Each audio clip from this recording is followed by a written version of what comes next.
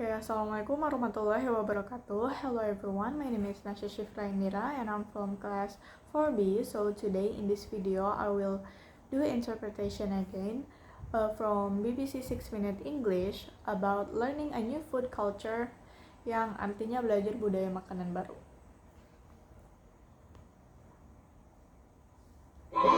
Six-Minute English From bbclearningenglish.com. Hello, this is 6-Minute English from BBC Learning English. I'm Neil. And I'm Beth. Halo, ini 6 menit Inggris dari BBC Learning English. Saya Neil dan saya Beth. Every country has its own favorite foods. Setiap negara pasti punya makanan favoritnya sendiri. So when people leave home and move to a different country, getting used to the new food there can be a surprise. Jadi jika seseorang pindah ke negara lain menyesuaikan diri dengan makanannya makanan baru itu bisa menjadi hal yang mengejutkan. Food can have strange sounding names. Kadang nama dari makanannya itu juga terdengar aneh. If you know what a toad is, it's an animal very similar to a frog. Misalnya, kalau kamu tahu apa itu toad itu semacam kodok. You might be surprised to hear that a famous English meal is toad in the hole. Kamu mungkin terkejut mendengar ya kalau misalkan makanan terkenal di Inggris itu namanya toad in the hole. Don't worry though, it's made with sausages, not toads. Tapi tenang saja, itu terbuat dari sosis, bukan dari kodok. In this program, we're exploring people's first impressions of a new culture through its food. Di episode ini kita bakal membahas bagaimana kesan pertama seseorang terhadap budaya baru lewat makanan. We'll be hearing how two women, one a refugee, the other a dietitian, adapted to the food of their new home. Kita akan dengar dari cerita dua orang wanita, yang satu seorang pengungsi dan yang satu seorang ahli gizi, tentang bagaimana mereka menyesuaikan diri dengan makanan di tempat barunya. And as usual, we'll be learning some useful new vocabulary too. Seperti biasa, kita juga bakal belajar kosakata baru. But first, I have a question for you, Neil. Tapi sebelumnya aku mempunyai pertanyaan kepadamu, Neil. A British summer wouldn't be complete without a traditional cream tea. Musim panas di Inggris gak lengkap tanpa cream tea. Scones, cream and jam, eaten with a cup of tea. Yaitu scone, krim dan selai dimakan bersama dengan secangkir teh. It sounds lovely, but strangely, there have been many arguments over cream teas. Tapi itu terdengar sangat indah, tapi anehnya ada banyak perdebatan soal cream tea ini. So, is the cream tea debate about? Jadi menurutmu apa sih yang jadi bahan perdebatannya itu? A, whether to drink tea or coffee. A, minum teh atau kopi. B, whether to put cream or jam onto the scone first. B, krim atau selai yang dipakai duluan. Or C, whether strawberry or raspberry jam is better. Dan C, selai strawberry atau raspberry. Well, I think the controversy is whether to add cream or jam first. Kayaknya krim atau selai yang dipakai duluan. Okay, Neil, I'll reveal the correct answer later in the program. Oke, Neil, aku akan memberikan jawabannya di akhir program ini. Natalia Tkachenko arrived in the Netherlands after leaving her home in Ukraine following the Russian invasion. Natalia Tkachenko pindah ke Belanda setelah meninggalkan Ukraina karena invasi Rusia. She moved in with Veronika Gruszewska. Dia pindah bersama Veronika Gruszewska,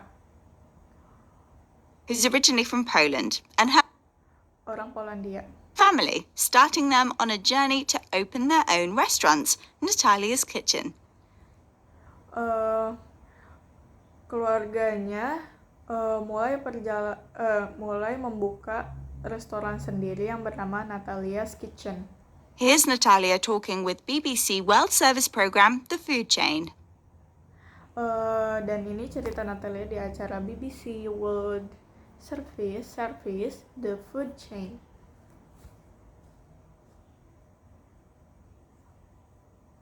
Of course, at first it felt like I am well out of what they call my comfort zone. Awalnya aku ngerasa benar-benar keluar dari zona nyamanku.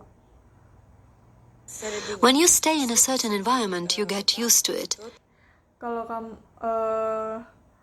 kamu tinggal di suatu lingkungan, terus itu bisa menjadi kebiasaan. But when you move to another country where you live and work, you Tapi begitu kamu pindah ke negara lain dan harus hidup dan bekerja di sana, experience difficulties and you have to adapt to get used to local foods. Here they don't have some of the staples we had in Ukraine. Okay. Dan kita harus menyesuaikan diri di sini. Bahan makanan pokok dari Ukraina itu tidak ada, seperti staples. Ingredients are different, and so you start working with local foods. Bahan-bahannya itu berbeda dan aku harus cari pengganti. Replacements. Cook with what you have. Dan masak dengan bahan yang ada. At first, Natalia felt out of her comfort zone. Pertama-tama Natalia ngerasa keluar dari comfort zone-nya. A familiar situation in which someone feels secure and in control. Yang artinya itu situasi nyaman di mana kita merasa aman dan mengendalikan keadaan. She had to adapt to her new life in the Netherlands. She had to Dia harus beradaptasi dan hidup di Belanda. change in order to succeed in her new situation. Untuk bisa hidup berhasil. Some of the staple ingredients Natalia used in Ukraine weren't available in the Netherlands. Beberapa bahan yang Natalia pakai di Ukraina nggak ada di Belanda. A staple is a basic and important type of food that is regularly eaten by a large portion of the population. Staple itu artinya makanan dasar yang biasa dimakan banyak orang. So Natalia adapted her recipes, replacing Ukrainian with Dutch ingredients to Jadi Natalia mengubah resepnya menggunakan bahan lokal create a new kind of cooking which her customers loved. dan hasilnya itu disukai oleh pelanggannya. Our second story involves Rachel Winter Roach, who Sekarang cerita kedua itu dari Rachel Winter Roach left her home in England to work on the sunny island of Tobago in the southern Caribbean. Yang pindah dari Inggris ke Pulau Tobago di Karibia. Here, Rachel explains some of the food challenges she faced to BBC World Service programme, The Food Chain. Dan ini cerita Rachel tentang makanan yang dia hadapi juga di acara The Food Chain. When I came out to the Caribbean, Waktu aku datang ke Karabia, I was really in for a shock when it came to flavoring and seasoning food. aku cukup kaget soal mereka cara membumbui makanan mereka. And seasoning is really, really an integral part of food preparation here. Bumbu itu bagian yang sangat penting di proses masak di sini. Here, the seasoning is multiple layers. Di sini bumbunya itu berlapis-lapis. It took me a while to get used to it because Aku butuh waktu untuk terbiasa karena everybody has their own way of seasoning and their orang-orang mempunyai caranya masing-masing untuk membumbui makanannya. own little tweaks, and there are no quantities, so it really takes a lot of practice, a lot of trial and error, and Terus tidak ada takaran pasti, jadi butuh banyak latihan, coba-coba dan think my family did not always appreciate the errors in the trials. Dan keluargaku juga nggak suka sama makanan hasil percobaanku yang gagal itu. When Rachel moved to Tobago, she was in for a shock. Waktu Rachel pindah ke Tobago, dia in for a shock. The phrase to be in for a shock means to be sure of experiencing a surprising or unpleasant situation. Yang artinya itu dia mengalami hal yang mengejutkan atau nggak disangka-sangka. In Rachel's case, the surprise involved seasoning. Dalam kasus Rachel ini, dia kaget soal bumbu-bumbu. Salt, herbs, and spices added to food to enhance the flavor. Garam, rempah, dan yang lainnya buat bikin makanan lebih enak. The Caribbean, seasoning is a big deal. Di Karabia, bumbu itu sangat penting. Everyone has their own seasoning recipe, including little tweaks or small adjustments which they have added themselves. Tiap orang punya resep sendiri ditambah tweak alias perubahan kecil sesuai selera masing-masing. It took time for Rachel to develop her seasoning skills, mainly through trial and error. Rachel butuh waktu untuk belajar dan dia melewatinya dengan trial and error. Way of solving problems by trying a number of different methods and learning from the mistakes you make along the way.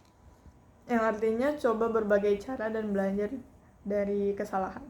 Whether you're fleeing war, starting a new job, or enjoying a cream tea, it seems there's lots to learn about a place from its food, including Britain. Mau kamu lagi kabur dari perang, atau mulai kerja baru, atau cuma nikmati cream tea, ternyata banyak hal soal budaya yang bisa kita pelajari dari makanan, termasuk di Inggris. So, I think it's time to reveal the answer to my question, Neil. Jadi sekarang sudah waktunya untuk aku memberitahu kepadamu jawaban dari pertanyaanku tadi. Why is the traditional British cream tea controversial? Kenapa orang-orang ribut soal krim atau selai yang harus ditaruh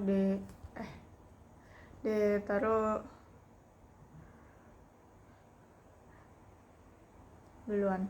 Well, I guessed it was because people disagree about whether cream or jam should go on the scone first.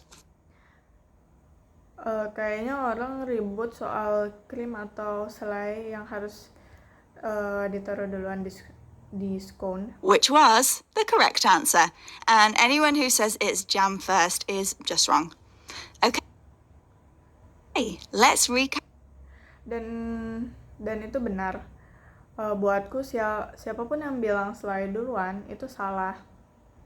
The vocabulary we've learnt in this program, starting with comfort zone.